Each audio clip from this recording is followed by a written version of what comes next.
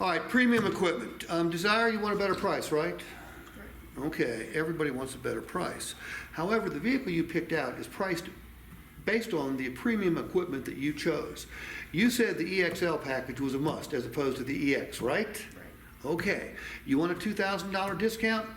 Buy a vehicle that won't make you happy. You want to buy a vehicle that'll make you happy for years to come? Go ahead and okay this right down here. It's the premium equipment that created the price that we're asking you to pay to buy this car. Perfect. Isn't that the truth? And that's another reason why I tell these guys, and make sure you do it, is if they're on that XLE, you should always show them, hey, I want to show you another alternate route to save you more money, and then we'll decipher what your real wants are and what your real needs are. And that way, when you go into close, you'll be like, well, remember the EX, you really liked it. You don't want to make no mistake and have buyer's remorse, but you told me you needed leather, push button, start. So for a $40 payment difference, $1.25 today, you have no remorse. Get what you want now. $1.25 a day. Remember that. All right.